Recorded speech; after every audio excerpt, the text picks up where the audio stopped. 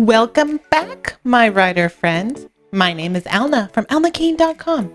And for today's video, I'm going to be talking about my best productivity tips for brand new freelance writers, right? If you're brand new and you're thinking, I work full time, I'm a stay-at-home mom, and I have to find some time to be a freelance writer, right? I've been freelance writing since 2014. And over the years, since I have twins, I've learned there's lots of different schedules that I've had over the years, when my twins were home, then when they went to half day for school, and then the full day, and then the summer, and then they did online school because of the pandemic. So over the years, I've had different schedules, and I've really worked on my productivity when I am working. So I thought I could share my best productivity tips for you, the brand new freelance writer, so that you can start fitting the time for freelance writing, make money when you land those jobs. All right, so let's get right to it. My first tip is to get a freelance writing planner. I have this beautiful planner right here that is from a freelance writer. Her name is Ashley Nearest. She created this freelance planner. It's available on Amazon and the link is in the description below. But I absolutely love this freelance writing planner because it was designed by a freelance writer who just knows exactly the type of things that we need in our planner. So she has, let's take a look real quick. So she has a quarterly goals section right here, which I really like. It just sort of gives me an idea of what I need to do and plan for that quarter. And then she does a client profile. So I won't show this because I do have some of my current clients on here. But in the client profile, she has the style guide. So any notes about the style guide for that client. She has the assignments due, so you can put a running tab of reoccurring assignments. She has other information, the rate and the frequency for that project for each client profile. She also has a wonderful pitch tracker. So it's just set up like this. I like this if you are into pen and paper and you sort of need that thing on your desk. I usually have this open if I'm actively pitching. I do have a digital format that I give my students in Write Your Way to First 1K, but I also like having something to write down. I seem to have better retention that way or something. Are you like that? Because that's what I do. It has an invoice tracker, but honestly, I don't use that section, but you can. But I also like the weekly goals section right here. The weekly goals section just breaks everything down from the quarterly. So you can look at your quarterly goals and then break them down week by week to see what you need to do. For me, I have my whole business. So it's emailing my list or it's updating my sales page. I have here that I am doing a podcast. So I have the date for that. So I just keep my things here just to help me stay on track. And for me, it really motivates me to be productive. I see what I need to do and I go and do it. So I think having a freelance writing planner that you can actually write down those tasks, those weekly tasks, those quarterly goals, can really help you just stay on track. So make sure you pick up that. The link is in the description below. My next best productivity tip for new freelance writers is to set a time to pitch. It's very important that you actually give yourself that permission to spend the time to pitch. For a lot of us, we have a family to take care of, or we have a full-time job, or we're going to school full-time. You may think that you don't have the time. If you can squeeze in 30 minutes in the morning before you head off to work or school or any other obligations you have, and if you can spend 30 minutes at night before you go to bed, that will be enough to start with. Definitely. When I first started, I did have blocks of time when my twins were napping. So in the beginning, I did spend a good portion of my time sourcing job leads on job boards, sourcing companies through LinkedIn, those things that really benefited me in the long run and that helped me land my first freelance writing client. So for you, find a time. I suggest early in the morning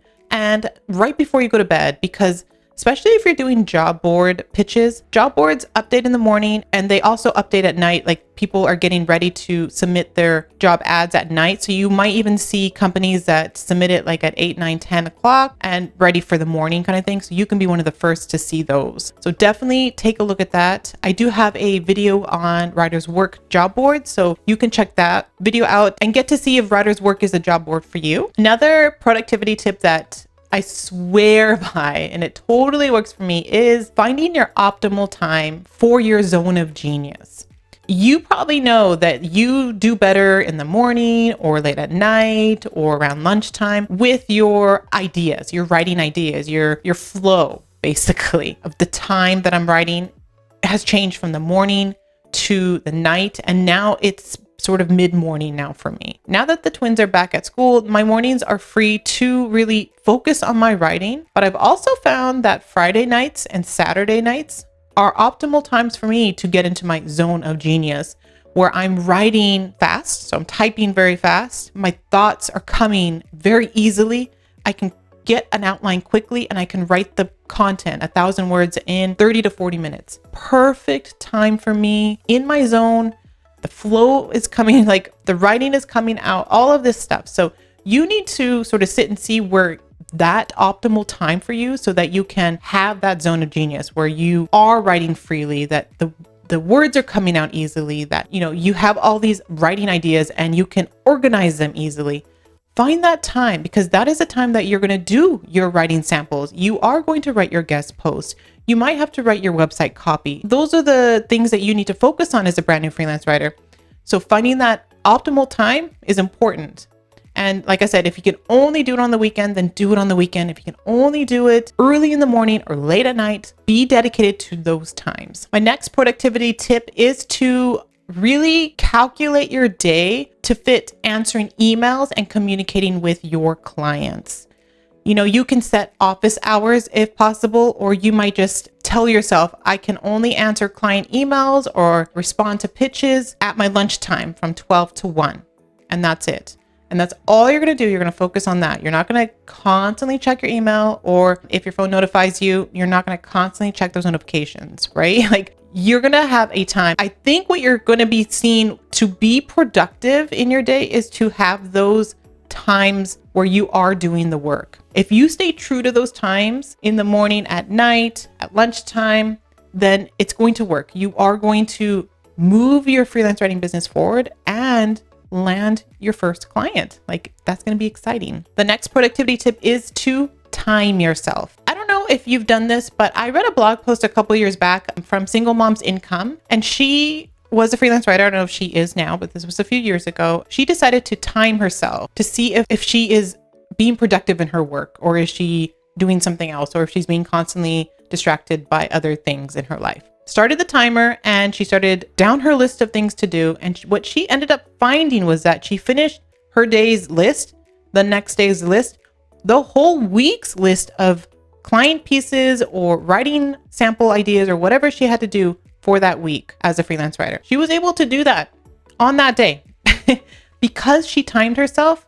And I honestly believe that if you time yourself, you are sort of in competition with yourself. You want to sort of not beat yourself, but you want to see like, ooh, okay, I'm timing myself. I'm going to see how long it takes me to write this pitch. Oh, and the next time I'm going to try and do it quicker. You're forcing yourself to be, I don't know, like you're forcing yourself to be like on the ball during that time. And you can, again, give yourself like, for an hour, I'm going to only do this. I'm going to time myself for an hour and see how much work I can get done. I want you to really try that, because you will be surprised at how much work you're going to get done during that time. Aside from freelance writing, but just like normal life stuff, I decided to time myself to see how long it took me to empty the dishwasher. Because I thought, like, I never want to empty the dishwasher. I think it takes me too much time. I have other things. I'm cooking dinner. The twins want milk and I'm pouring them glasses of milk. Like, I'm just running around. But I decided to like time myself without being distracted. It took me less than 7 minutes to do it. Now that I know that it takes me that much time, it's not a problem for me anymore. I can get it in because I know it only takes me like 6-7 minutes and that's it. That could help you in the long run so that you can be more productive in your day to push your freelance writing business forward, definitely. And so that you eventually can start landing work, and then you can focus on your client work after that. And then the last time management tip that I want to give to you is a schedule. I have 3 schedules depending on where you're at in your freelance writing journey. So I'm going to show you those schedules right now. All right, over on my blog, I have time management tips as a part-time freelance writer with schedules. I'm assuming because you are working full-time, or you're a full-time student, or you're a stay-at-home mom, that you can only really manage freelance writing as a part-time schedule, because that's what I did. And I'm still doing this part-time. I am a mom first, and of course I have other things that I do other projects, other sites and things like that, but it is still part-time for me. Oops. So let's go right into it. So the first one is, if you only have 5 hours a week, this is what it would look like for you. These blocks don't constitute time. It's just tasks you can fit in your day if you work full-time. So, these are your work hours. Then you have dinner. Before work, if you want to, or after dinner, your job for Monday is to outline a blog post idea and write it out, or follow up on leads. Like, that's it. Those are the two things. On Tuesday, you're going to finish that blog post. So you're going to start writing it on Monday, finishing it on Tuesday. You're going to go and publish on Contenta, because Contenta is a job site, but it also is a portfolio site. You can publish for free using Contenta. So definitely do that. And then you're going to spend 30 minutes on job boards pitching. That's on Tuesday. On Wednesday, you're going to send 10 job board pitches. You're going to read blog posts and comment on blogs to start networking. And you're going to update your Facebook page. If you don't have a Facebook page, then for that week, you're going to put a goal of, this week, I'm going to start my Facebook page for freelance writing. That could be what you focus on instead. On Thursday, you're going to send 10 cold pitches. This might take you the whole time on Thursday.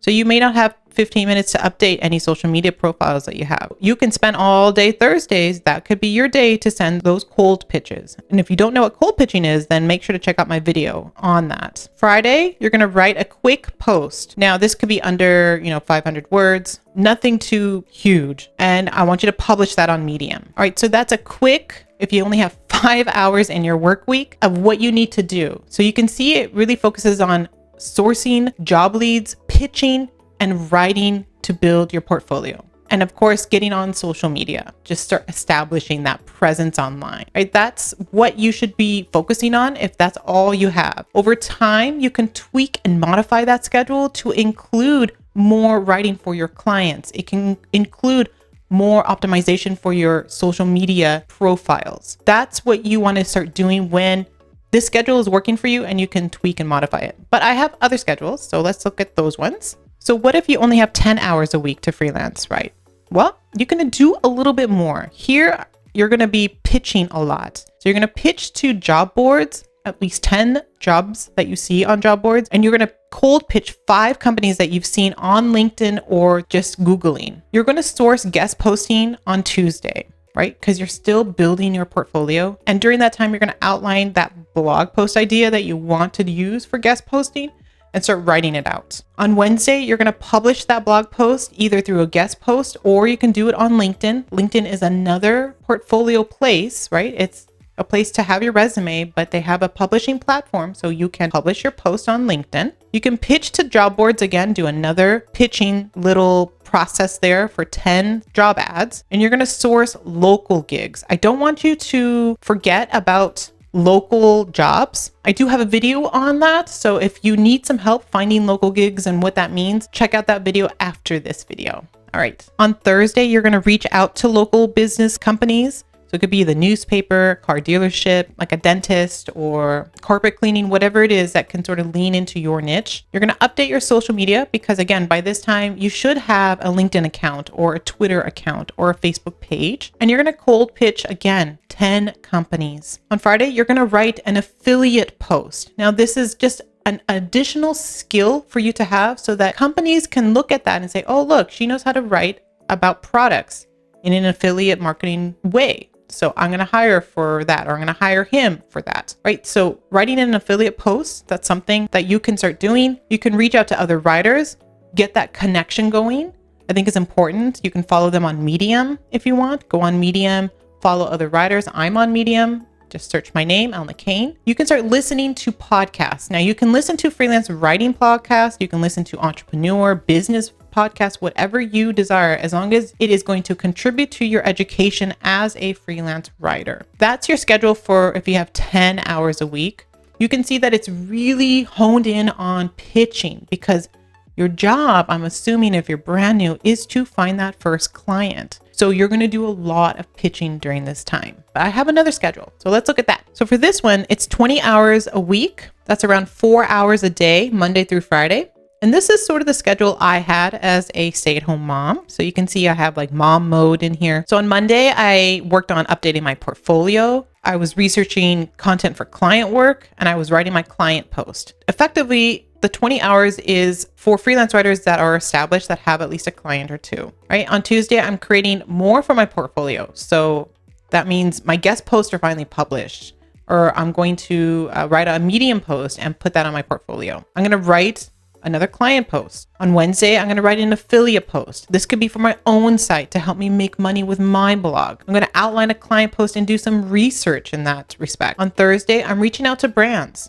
I am wanting to either write for them or just network with them. I'm going to source more guest posts, and I'm going to edit and proofread my client posts from the earlier that week. Friday, I could do some writing. So writing guest posts, sending out outreach emails, sending out client posts that are finished. And that's it. That's it for the week. It's a very content heavy week for established freelance writers. And your 20 hours could look different. This is just what worked for me as a stay-at-home mom with twins and having a couple clients. I think I had 2 or 3 at that time. That's all I could manage. So I was really focused on just getting that work done and having a flow, a system. And that really helped me to be as productive as I could be. Things are different now that I have several blogs and I can pick and choose my clients. A lot of the prospects that are reaching out to me now, I'm telling them that, I can work with them on an ad hoc basis, which means, if you need me now, I'll do the work and then you can hit me up whenever you need me, 6 months from now or whatever, right? Because I'm already pretty busy with my own projects and with my client work too. So I don't want to stretch myself out too thin. And for that, I am still doing freelance writing part-time. So hopefully these productivity tips helped you. Let me know in the comments below. Did you find any of these helpful? What are you doing as a part-time freelance writer to be productive when you actually start writing? Because sometimes just that initial boost, that transition from like momming all day or working all day, and then you have to go now work on your business. For some people, it's a sluggish process.